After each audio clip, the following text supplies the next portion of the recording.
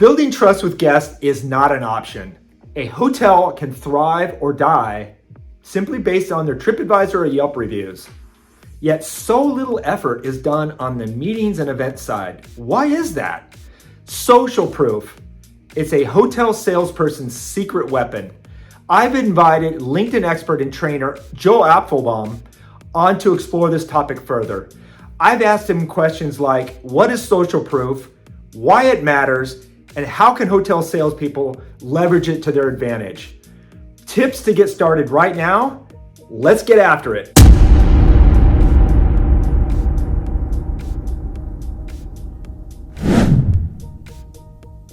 Joe, great to have you on the show. Could you give us a short intro and tell us a little bit about yourself? My name is Joe Apfelbaum. I'm the CEO of Ajax Union. We're a digital marketing agency. 3 years ago, I started a training company. We've trained over 1,000 companies on how to use LinkedIn. And this year, we started a new course, newaicourse.com, teaching business professionals how to use artificial intelligence to increase the amount of leads and revenue they have in their business.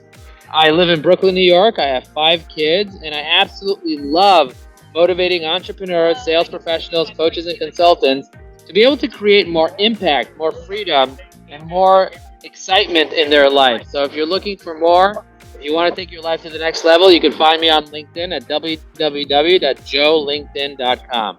Super. I can't think of anybody better to talk at the topic of social proof, because this is a little bit new to some of my hotel salespeople. But the topic of today is social proof. It's hotel salesperson's secret weapon. So can you explain just the overall concept of what is social proof anyways? So when somebody's looking at you online, how do they know if you're credible or not credible? What are the things that they look at?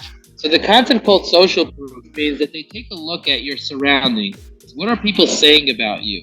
What are the signals online that they're looking at to determine if you're a trustworthy person? If somebody Googles you, if somebody looks you up on LinkedIn, if somebody looks you up on Instagram, if somebody takes a look at the reviews about you or your business, the more social proof there is, the more people talking about you in a positive way there is, or the more validation there is that you're a person of value online, the more social proof you have. And so it's almost like a credit score. There used to be a karma credit score online that you can kind of see how much value you have as a person of influence. That thing closed down. There is no more score like that, but people still take a look at you and they want to see, is this a person that I can trust, or is this a fly-by-night person? And if you have credible social profiles, if you have things written up about you, if you're online in a meaningful way, then you have social proof. Fantastic. As a hotel salesperson, why should that matter? Well, if you're reaching out to somebody and you're just like a Joe Schmo and nobody really knows who you are, how could they trust you? They say that people do business with other people that they know, they like, but they also need to trust. If someone doesn't trust you because you just called them and there's no reason for them to trust you, then they need to look you up online. And if you don't have social proof, they're not going to trust you. When somebody looks you up, they're going to start paying attention to you.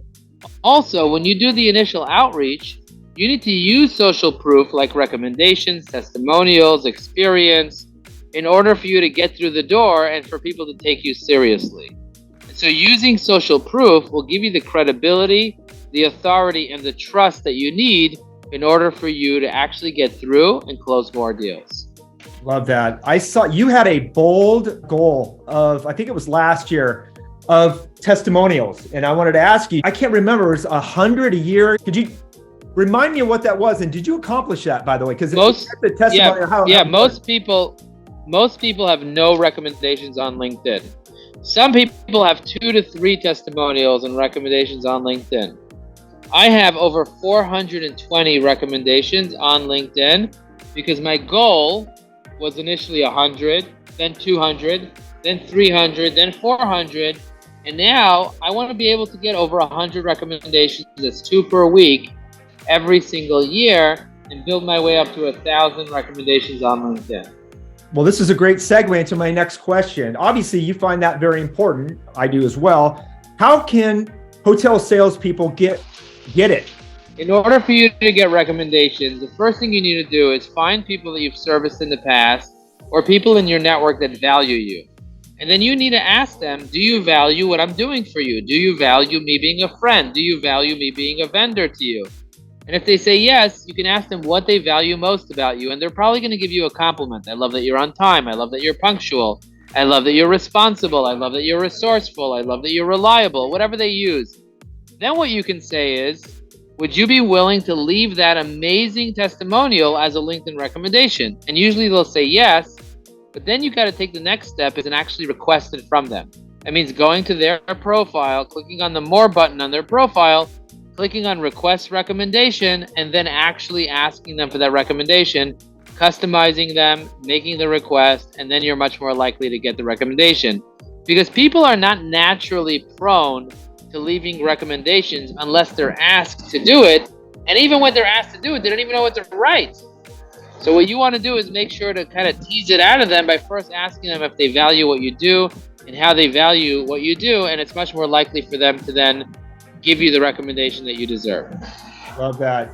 These are great recommendations. How can salespeople leverage it to their advantage? The way that you leverage recommendations to your advantage is that you use them in posts. So for example, you post it online. So when you get a recommendation online, a lot of people just leave it on their profile, but nobody will ever see it on your profile. So what you want to do is you want to make sure that you're actually posting the recommendation. The other thing that you want to do is you want to use it in your marketing material. So making sure that you're including it on your landing pages, on your sales decks, on your presentations. And then what you want to do is you want to send it to people.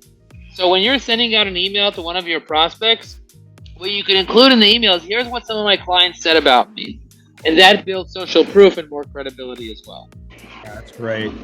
What are some examples of companies that are doing this really well? May or may not be in the hospitality industry. Well, every company needs to show testimonials. So whenever you go to a website and they show credibility icons and they show testimonials on the bottom of the website, every major company uses testimonials in order to build credibility with their clients. So whether it's any hotel, hospitality, restaurants, you ever see you go to restaurants and it shows those 5-star reviews and it shows what the people said about them, best food ever eaten, love coming here, the hospitality is great. People are using that. So anytime you go to any restaurant or you go anywhere, you're going to see the recommendations that they have from their customers or from critics in the industry. So it's very important for you to leverage it the way those companies are leveraging it. That's great. Nice. What's some of your best tips for someone that's interested, doesn't know where to start, and it's probably a little bit overwhelmed right now? If you're a little overwhelmed right now, what you want to do is you want to find a course. There's a lot of courses online that you can take that have step-by-step processes. If you go to learnbusinessnetworking.com, we actually have a course that you can apply for. But there's a lot of courses online that you can take on how to get started. You can search on YouTube. And remember, just take it one step at a time. The key is not for you to kind of know everything overnight. The key is to slow down, take one step at a time. When it comes to using LinkedIn specifically, you want to make sure that you optimize your profile. So if you're not sure how to do that, you can either hire someone to help you do it, or you can do it yourself by taking some courses. That would be the first step, making sure that your profiles are optimized so you have more social proof and you're able to build your reputation online. You mentioned the importance of having a LinkedIn profile. Could you tell me the difference between someone that views LinkedIn as a glorified resume versus, and I learned this from your course, is writing your about section that it's for your prospect, even be about you. When somebody looks at your profile online, what are they thinking? Are they thinking, how can I buy from this person? Or are they thinking, what's in it for me? And so when you're writing your profile online, you want to have the mindset of helping people be able to answer the question of what's in it for me. Every human being, when they're out there, they're thinking about what's in it for me. And you can actually help them be able to decipher what's in it from them by finding out what are their pains, what are their goals, what are their fears, and what are their dreams. And we teach this inside our course. We have a framework called the Perfect Pitch Framework, where we help our clients be able to write the perfect profile. And then there are 20 different elements to your profile that you want to optimize, including your headline, your background banner, your photo, your profile video, your about section, your experience, your all the different things that you need to update. And so if once you start updating it, considering your customer, you're much more likely for them to want to do business with you because they don't see you as a person that's just selling, but a person that's actually connecting through stories. That's a really good point, because as I've learned from you, in order to build a relationship, you need to build trust first, right? How do you build trust with somebody that you don't know? And that's by educating, inspiring, offering value without a sales pitch. Because when you naturally, a sales pitch before the trust, you create those unnecessary barriers, which are very difficult to break down. So would you recommend before, or could you simultaneously begin to inquiry about getting more testimonials, or start by optimizing and really creating an optimized LinkedIn profile first? I think you could do it simultaneously. I don't have to wait for one for the other. I think you can start asking for recommendations today. Make a list of 3 people in your network today that you've added value to over the past 90 days, and just reach out to them and ask them, hey, have I added value to your life? And usually they'll say yes, and you ask them how, and that's the preface for the recommendation. So I would say definitely start asking for recommendations right away, and don't wait for your profile to be optimized until you do that. Questions about the value of social proof. I'm just going to throw this out here. Would you put video testimonial, the gold standard, audio, and then a written testimonial, and then maybe a LinkedIn recommendation? Could you maybe give us a little bit of priority? Like what would be a good ask, for example? It depends on who you're talking to. Some people are way too busy to meet with you on Zoom and do a video testimonial. Yep. It used to be that to do a video testimonial was hard. Now it's really easy to do video testimonials. So I would recommend definitely getting on Zoom with the people that you know, like, and trust, and just asking them questions. And you can even prep them with questions in advance. But if they're too busy, at least the minimum that you can do is get a text quote from them as a testimonial. There's nothing better than having a video of somebody talking about your business, because a video, they say an image is like 1,000, an image is like 1,000 words or whatever. An image speaks whatever, but a video is just priceless, because people actually do watch those testimonial videos, and they're extremely powerful. If you go to ajaxunion.com, you'll see we have tons of testimonial videos. If you go to evergreen.com, evergreen.com, you'll see we have tons of testimonial videos, because those are very, very impactful. I highly recommend sharing testimonial videos and getting your clients and potential clients to talk about you, but not everybody has the resources to do it. To start with the low-hanging fruit. At least get recommendations, and then upgrade to video testimonials. Man, that's some great advice. Great stuff. Hey, Joe, I really appreciate you spending a few minutes with us today. Can't wait to, hopefully I can do it again with you soon, and looking forward to joining one of your upcoming classes. Thank you.